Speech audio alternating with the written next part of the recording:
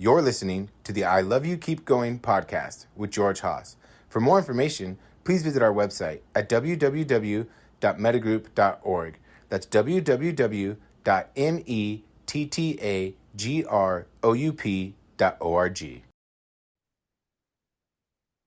So welcome, everybody. This is I Love You Keep Going. It is May 18th, 2023 at 7:36 p.m. Pacific Daylight Time. And what I thought I wanted to talk about tonight was collaborative relationships. We talk a little bit about dating and what dating is supposed to be like and how that works. And I like to say there's a few steps that you get into. First is you see whether the person is emotionally regulating for you. This is an automatic, unconscious process.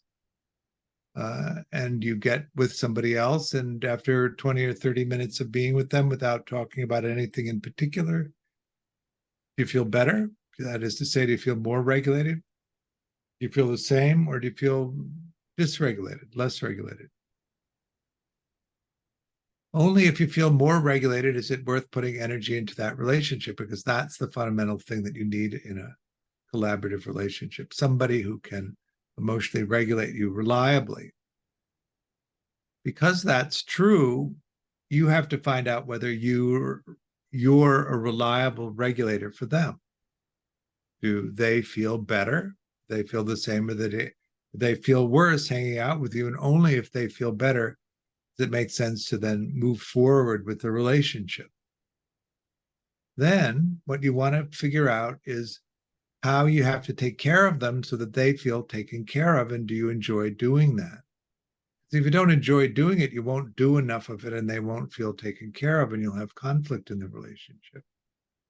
So only if you enjoy taking care of them in the way that they need to be taken care of, do you move forward to the next piece, which is, do they enjoy taking care of you in a way that you feel taken care of? Because if they don't enjoy doing it, they won't do it enough, and you won't feel taken care of, and you'll complain. If all four of those things are in place, then you can move to the next thing, which is, does it make sense for you to travel together? Are you good traveling companions? Are the things that are interesting to you of enough interest to the other person that they would be engaged in hearing about your exploitations? And are you enough interested in what they find important and meaningful that you would be engaged in hearing about them? So you're not engaged in listening, not engaged by listening to what other people have to say about what they're finding out. You won't pay enough attention to them, and they'll complain. And if they don't do that for you, you'll also complain. And if those things are all present, then you can begin to negotiate how the relationship is going to function. And this is what I mean by talking about collaborative relationships with somebody. What are the I like to call them deals. How do you negotiate the deals for the dynamics of the relationship between the person that you're proposing the relationship to? What does that mean? How do you like to live? How do they like to live? How does that get paid for? What are the obligations that you have? So I like to talk about the basic structure of these things using Dunbar's research. Robin Dunbar is a British researcher, and he's originally started looking at the capacity of the brain to recognize faces to see if there was a limit to that. And in the initial research, what he found was that the capacity of the human brain to recognize faces topped out at about 150.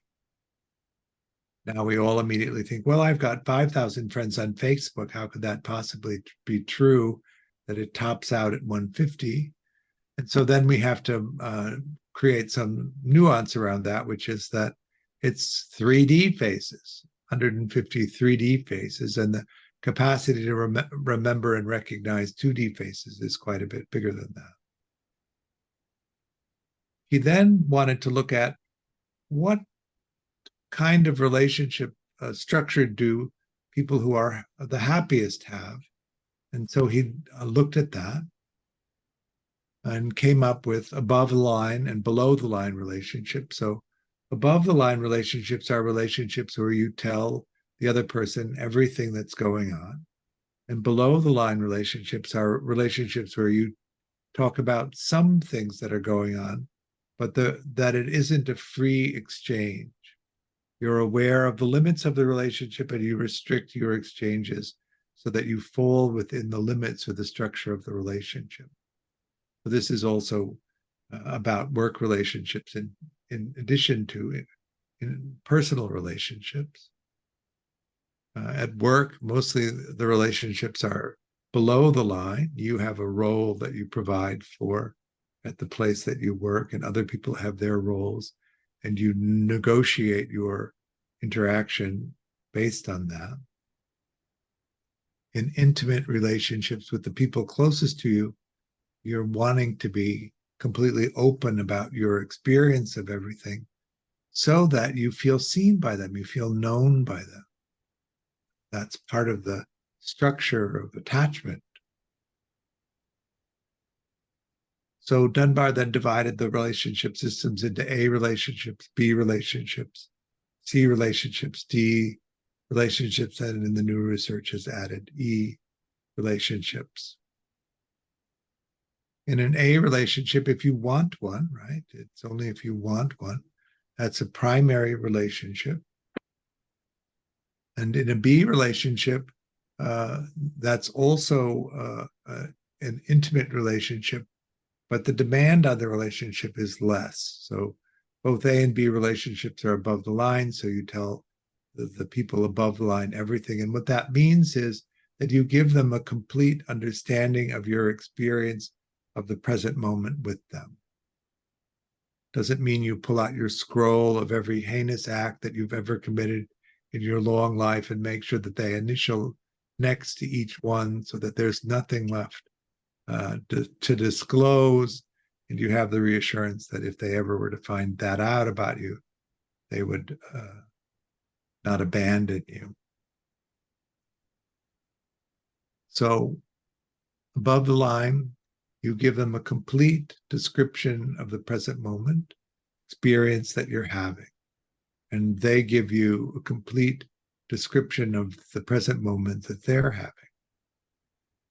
So imagine you're walking out of a movie theater, you've just sat through the worst motion picture you've ever seen.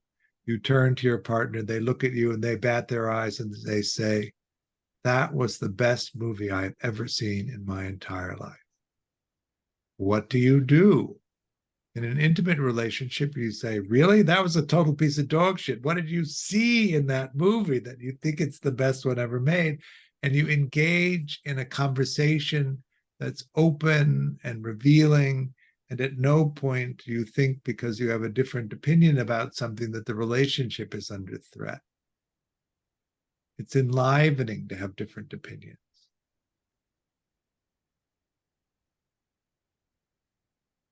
The main difference between an A relationship and a B relationship is both the frequency of care and also the position of your personal exploration in relationship to the commitment to the relationship. In an A relationship, you put the relationship needs ahead of your personal exploration. And in a B relationship, your personal exploration retains the top spot and the relationship needs are secondary. So in a primary relationship where you're taking care of somebody on a daily or every other day basis, where you've committed to the relationship needs taking precedence over your personal exploration, we would call that an A relationship or a primary relationship. A B relationship, you could see them as much and take care of them as much. But the main difference there is that you tell them everything, of course, but your personal exploration takes precedence over the needs of the relationship. So an example would be you're living in Los Angeles, you get the dream job offer that you've worked your entire life to get. They're asking you whether you're going to take the job or not. Because you're in an A relationship, you say, I need to discuss this with my partner, my spouse. and I will get back to you and see whether or not this is something that we could work. But I love the idea of doing it, and I'm going to try and get it to happen.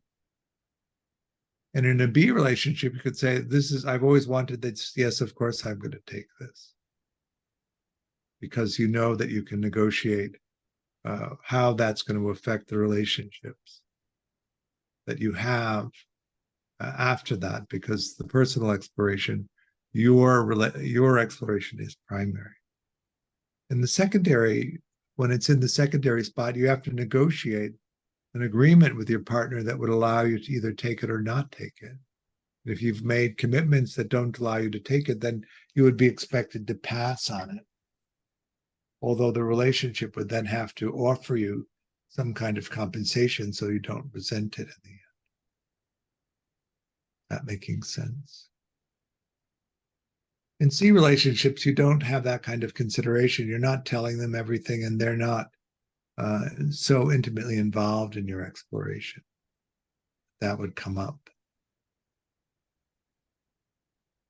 So you're a B, you have your Bs, you tell them I'm moving to New York, and everybody understands that if you move to New York, the B status of the relationship is going to be affected, and likely everyone will be demoted to a C because you don't see them often enough. So A relationships, daily care, every other day care. B relationships, weekly or every other week care. C relationships, monthly or quarterly. D relationships within a year. In the new research, Dunbar divided the Cs into close Cs and ordinary Cs. So most people like one primary relationship, 2 to 5 B relationships, depending on the energy that you have for it, 30 to 40 C relationships, and then 150 rounding up the whole social life. So evaluate your own social life. Do you have 150 active relationships happening? Or is it smaller than that? Is it larger than that?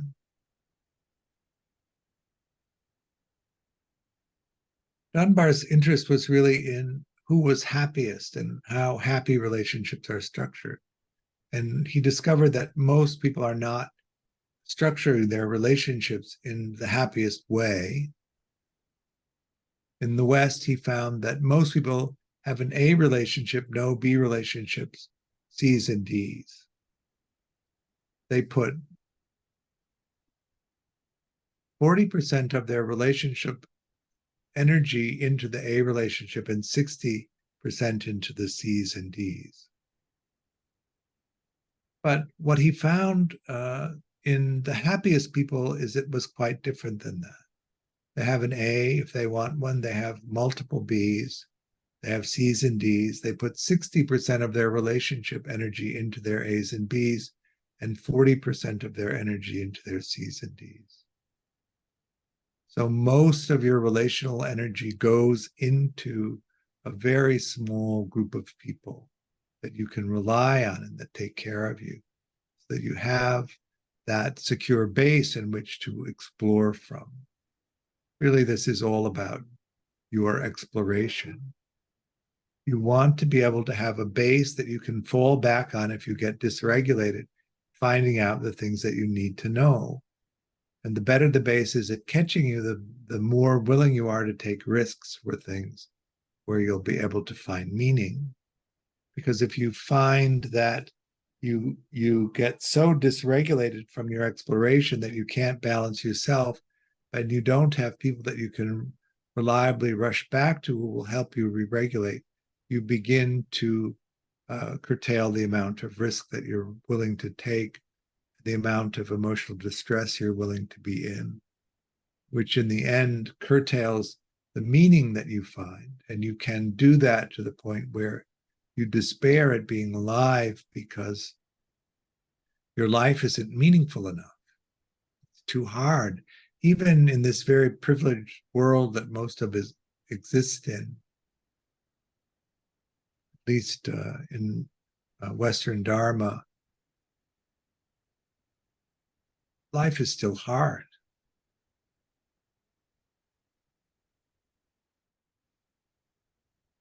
or I should say, maybe those of us who have this privilege, this Western privilege. I was traveling in Myanmar and we drove, I don't know, 8 hours into the mountains. I was interested in seeing these caves that had these old carvings in them. And the majority of the population in that part of the world lived on a salary of $2 a day, which is not that much. And you can see how that creates a world, that kind of economics, which is so different than here in Los Angeles, where I live. But I don't think that if you have traveled, if you haven't traveled much and seen what that's like, it's very difficult to imagine it.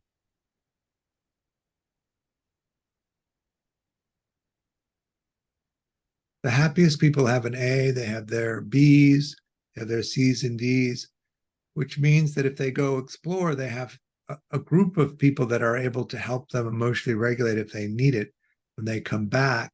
And that also frees up their primary partner, their A relationship, so that they can go explore and find out what's meaningful to them.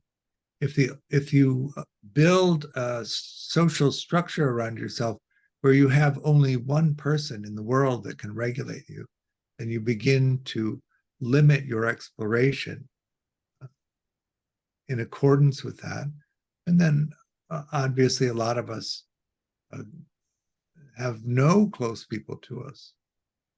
And then that really has an effect of curtailing exploration. You read over and over again about the epidemic of loneliness in older people who are socially isolated because they don't have relationships around them.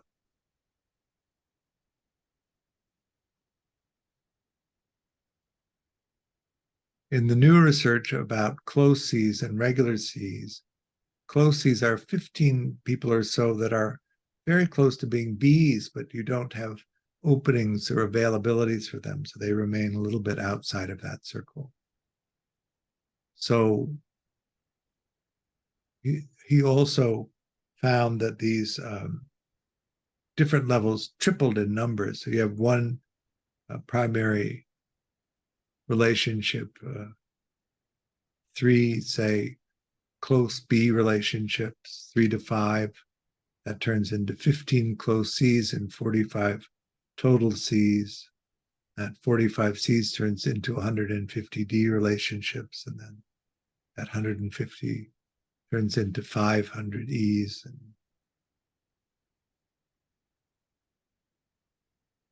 Dunbar thinks in the new research that the capacity to recognize faces and evaluate whether or not you've seen them taps out at about 5,000, and that you have the capacity to remember some details about faces that you've seen up to around 1,500, which explains our exposure to media and how we gather up information about people that we've really only ever experienced in 2D presentations. So once you're in a relationship and they're close, then what you begin to notice is that you need to negotiate agreements with them about how the relationship is going to function. Most of us have things that we can't have in the relationship and things that we have to have in relationships. We call those deal breakers. For me, for instance, violence is a deal breaker for me. I can't have it in my relationships. One episode of violence and the relationship is over for me. This is not a cognitive decision. This is the way that my body mind reacts to that, such that it never settles again. I can't be open and unguarded if I'm having to be vigilant about whether or not you are going to be violent. But people have other deal breakers, things that you have to have a sense of kindness. Another deal breaker for me is that you have to spend time with me, enough time with me so that I feel taken care of. that I don't accept less than that. But one of the things that's important to know as you're beginning to develop relationships, or you're moving insecure, disorganized relationships towards secure, functioning relationships, is what your deal breakers are. What do you need to have in the relationship, and what can you not have in the relationship? And it's usually not that many things, maybe 6 or 8, something like that, that makes sense. And if you can get those out pretty early in your negotiation for a new relationship, that's helpful, because the deal breakers don't go away even if you kick the can down the road.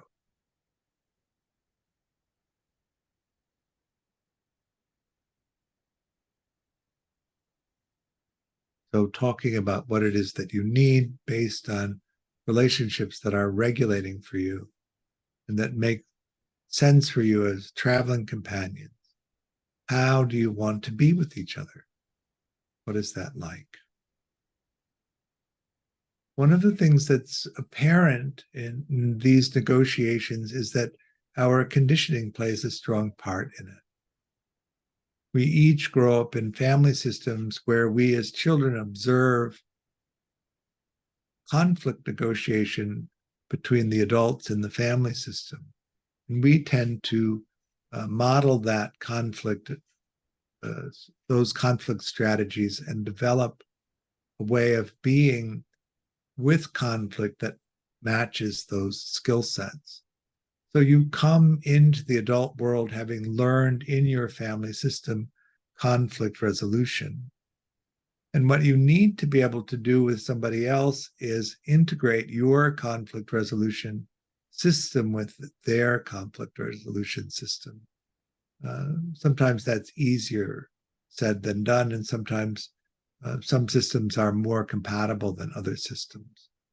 But really, at the beginning, the main process that you undergo is the negotiation of how conflicts in the relationship will be settled.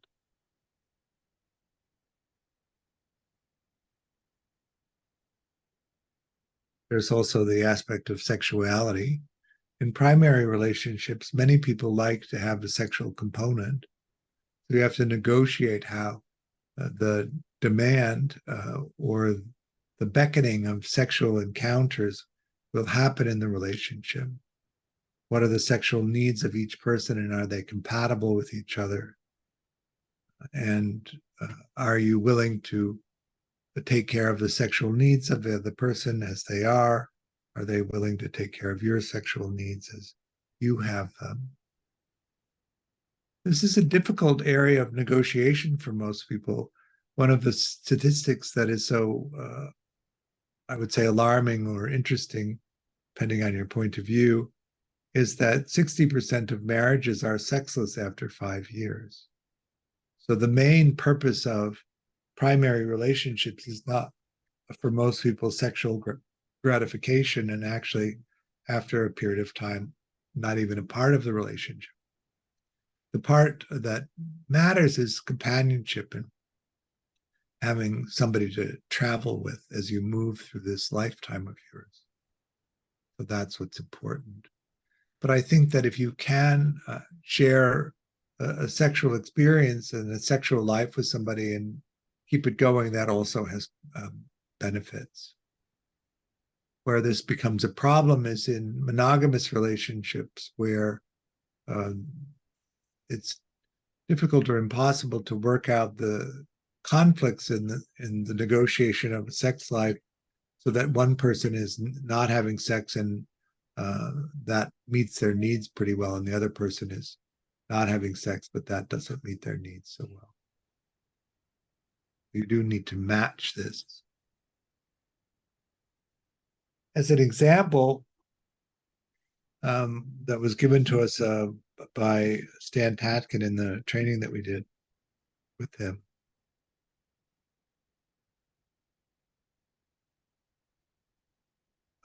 or a couple of examples. You grew up as an only child in a Connecticut upper middle class family where you can recall your father raising his voice once in your entire childhood.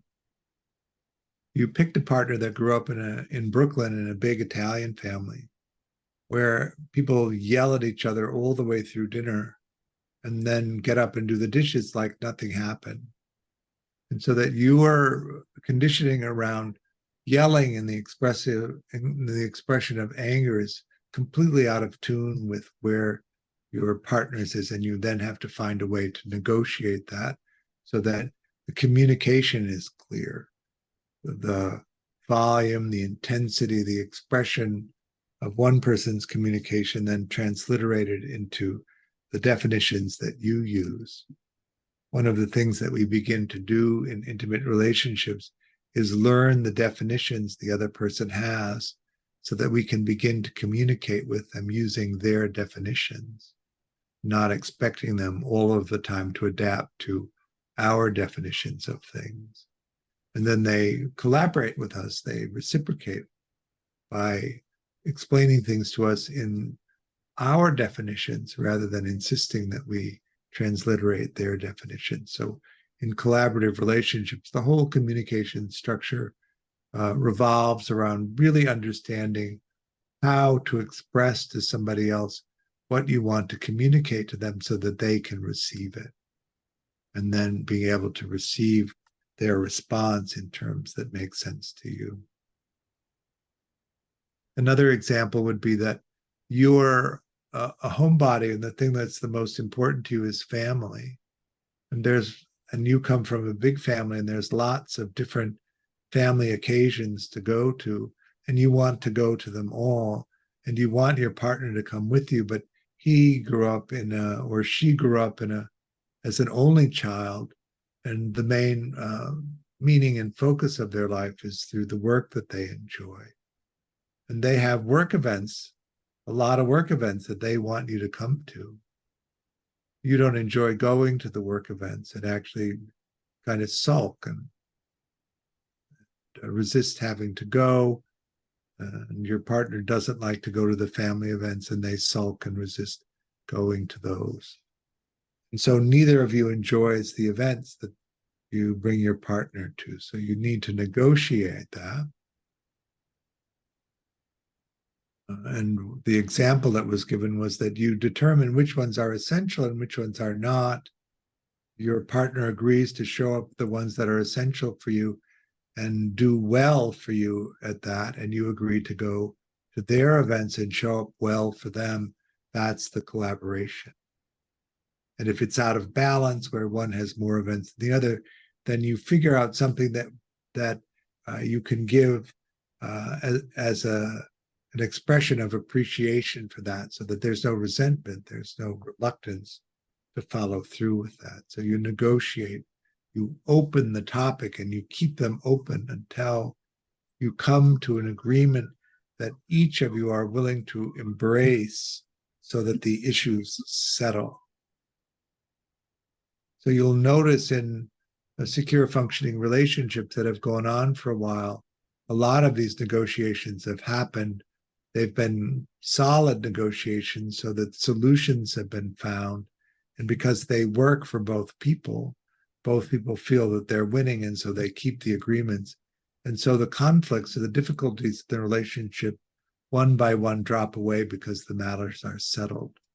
The reason that this is such a good way to do that is because it frees up a ton of energy from the constant negotiating or the constant conflict resolution, which then can be used to support exploration. Whereas if you're constantly in conflict with your partner, all of that energy that could be used for exploration is used to help balance or secure the relationship. One of the things that you notice in secure functioning relationships is it takes a lot of energy to settle everything, but then once things are settled, they stay settled.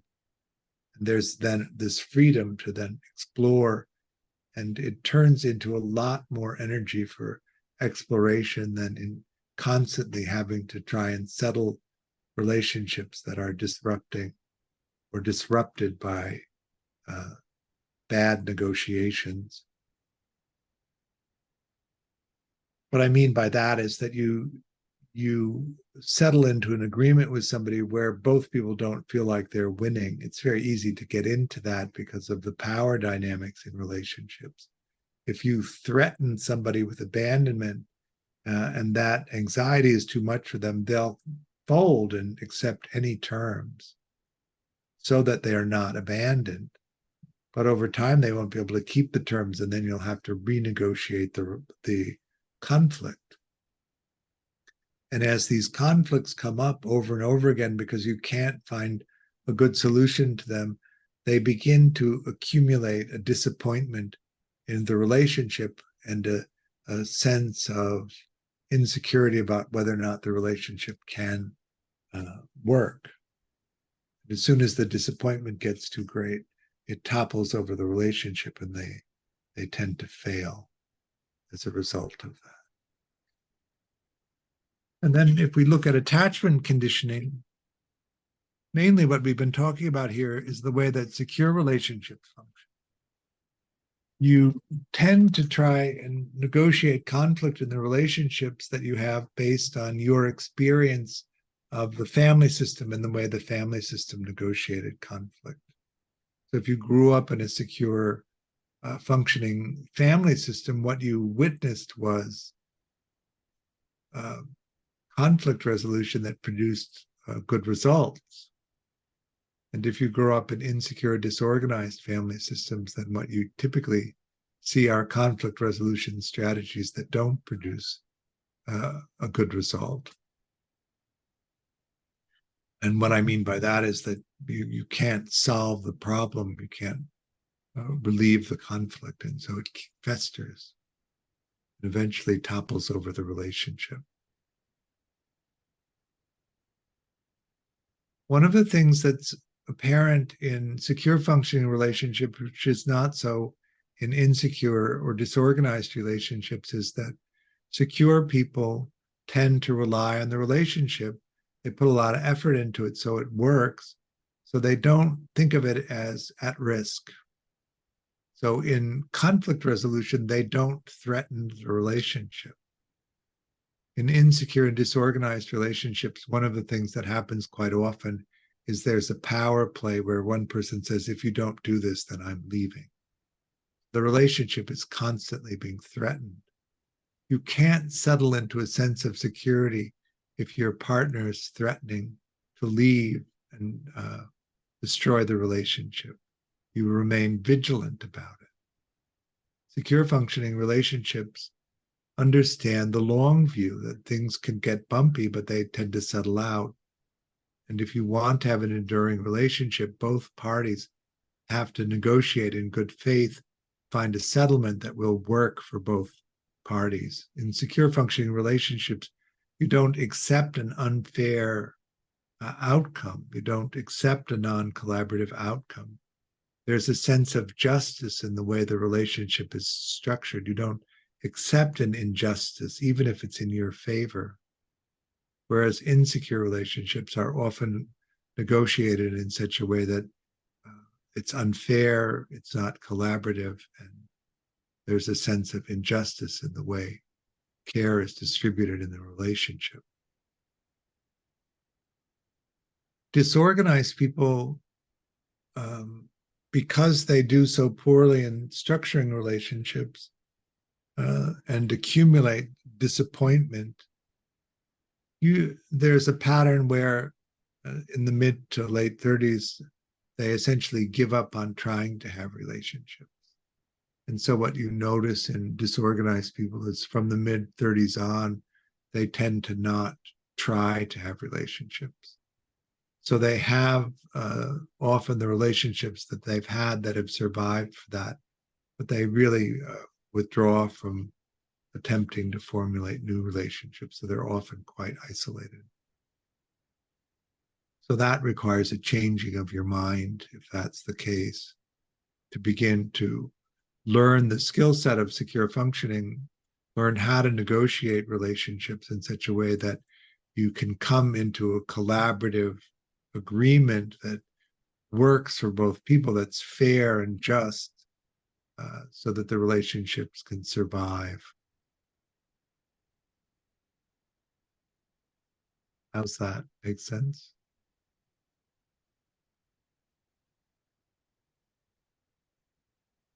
One of the things about attachment conditioning is that it's changeable. You can evaluate what your attachment functioning is. You can get a sense of your assets and your deficits. You can train to develop the deficits into assets so that you can function well enough. You can remap your conditioning so that the body mind doesn't constantly create these the expectation of negative outcomes.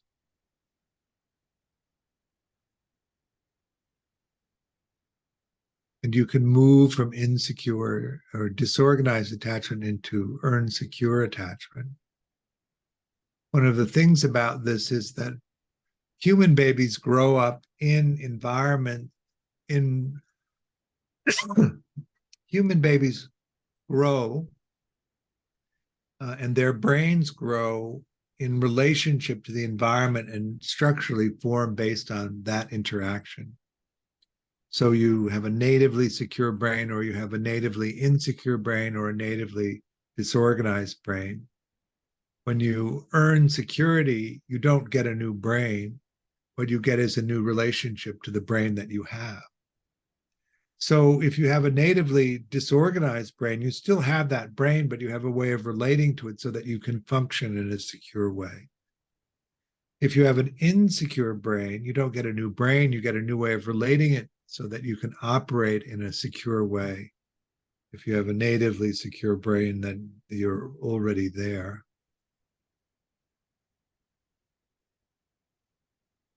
So it's learning the skills that you don't have and developing them, abandoning the skills that aren't useful to you, changing your mind about the value of attachment, the value of putting the time, energy, and resources into having a social safety net, a social network around you.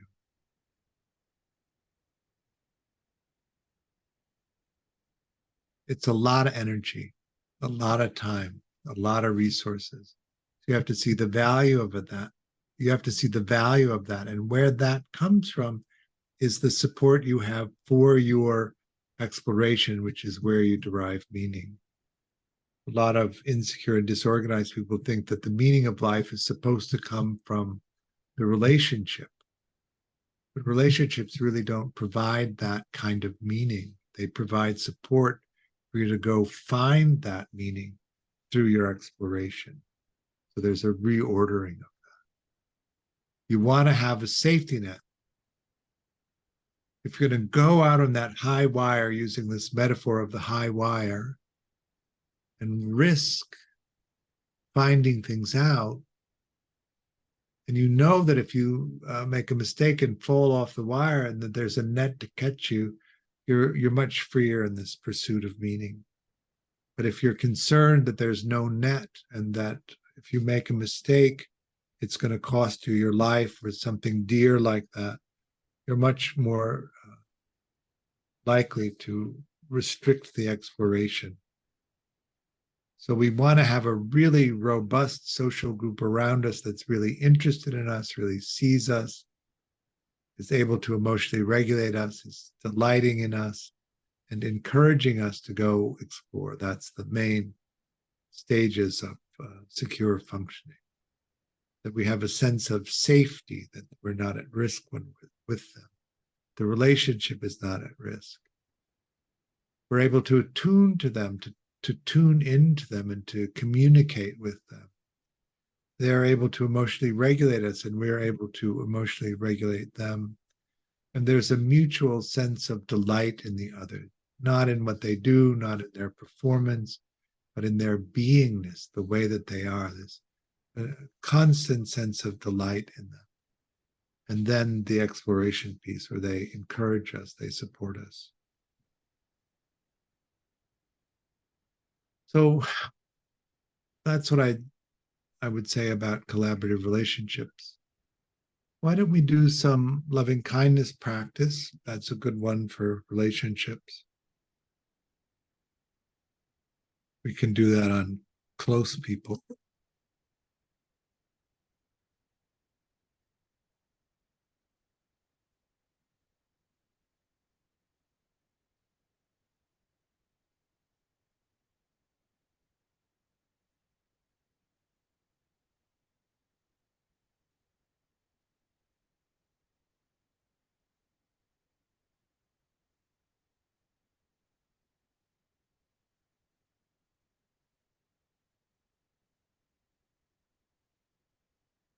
Any questions before we practice?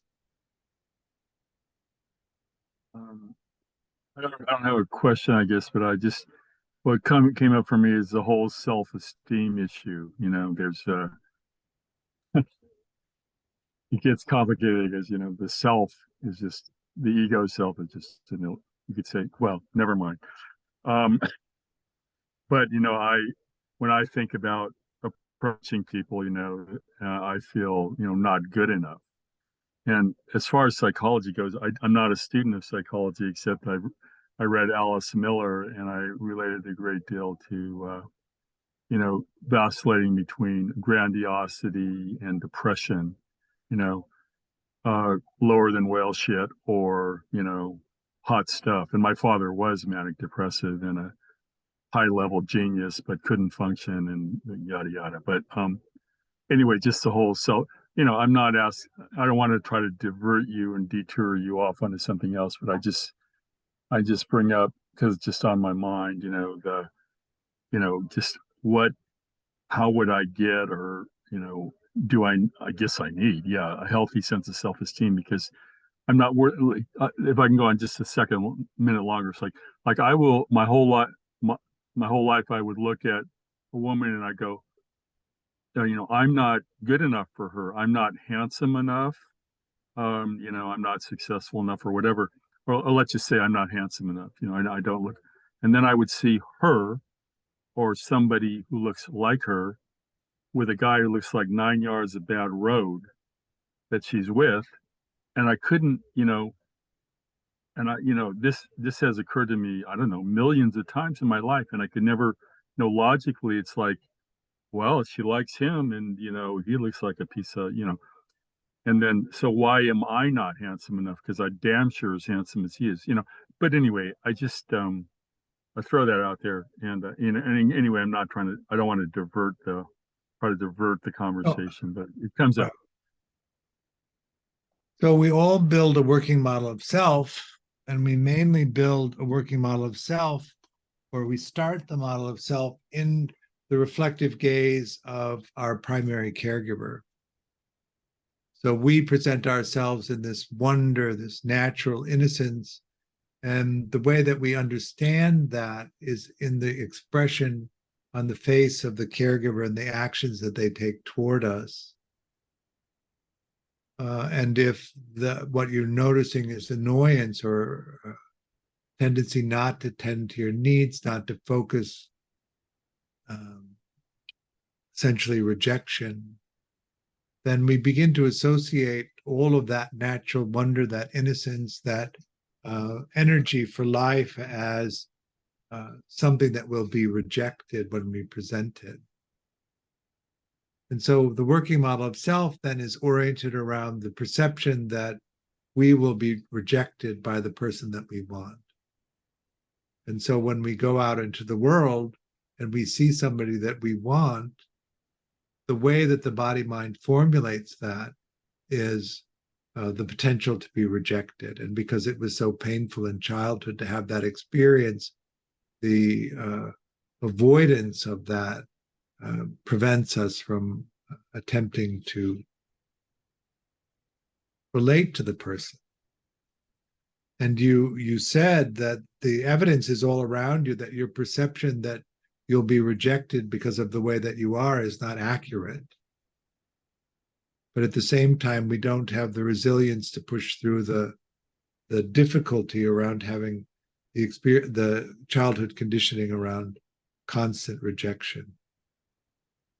So this is where the work is in terms of attachment repair, is opening up that sorrow, that I call it the terrible sadness around that, and reconditioning ourselves so that we don't anticipate rejection, we anticipate delight.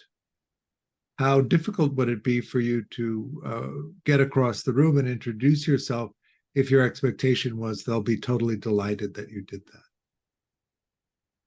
Quite a bit different, I would think.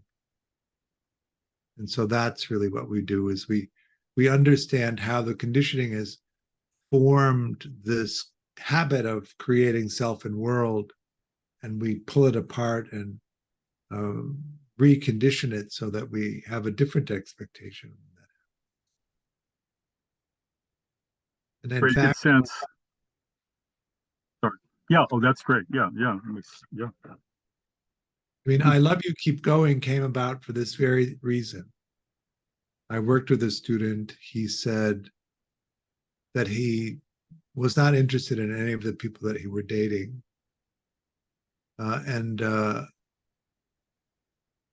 I said, well, are you asking the people that you're interested in dating? And he said, well, he would start to go across the room, but the negative voices in his head would get so loud that he would never make it across the room.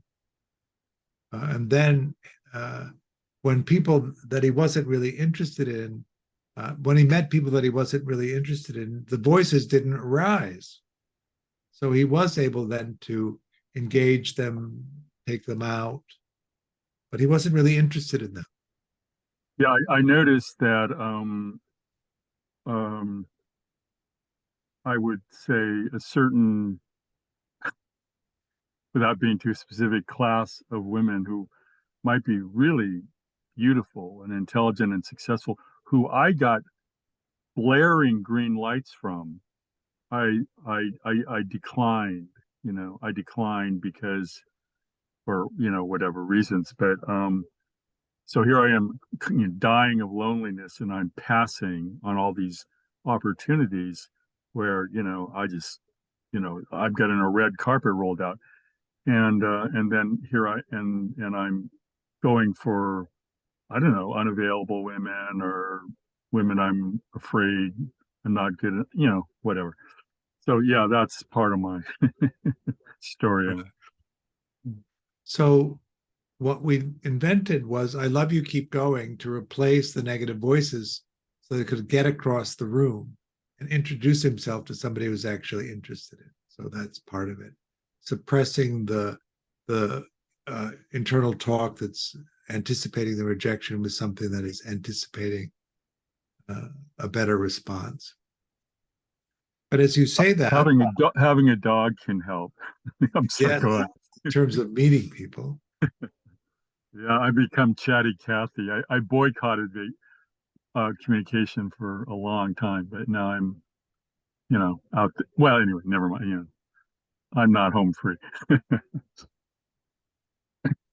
so let's do some loving kindness practice, but let's start with a little bit of loving kindness for self, and then we'll do a little bit for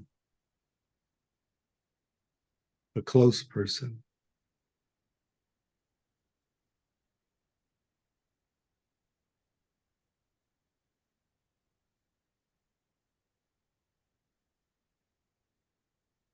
So go ahead and take your meditation posture.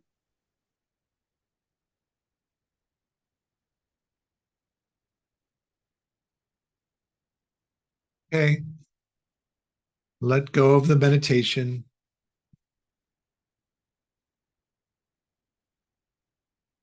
Any comments or questions about that?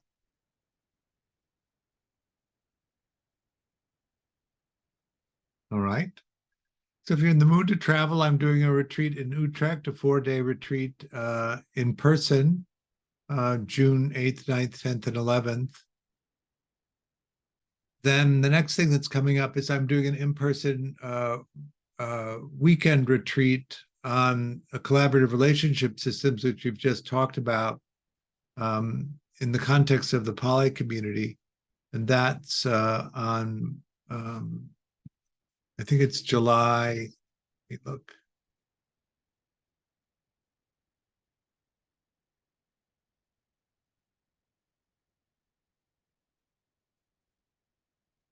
No, it's the end of June, actually. It's June 24th and 25th. We'll be starting a level 2 in the morning on July 7th, which is from 10:30 a.m. to 12:30 a.m. on Fridays.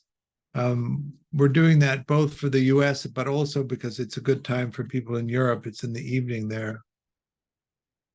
Then we'll begin our series of level 1s in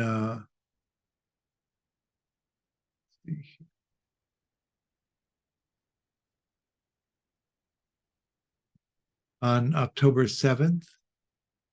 There was one before.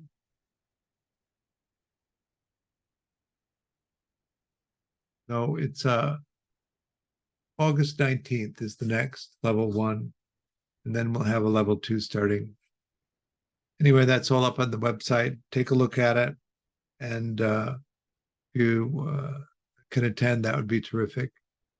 Thank you for coming. I really appreciate your practice. I offered on a dana basis. Dana is the Pali word for generosity, which means I offer the teaching freely, but I do hope if you can that you'll make a donation. There's a link to make a donation on the website. Any amount is appreciated. And I hope to see you soon. I'm going to be away in Europe doing the retreat and traveling. And so the next time that we'll have this class is on June 22nd. So from now until June 22nd. So a month, this class won't meet. See you soon. Bye.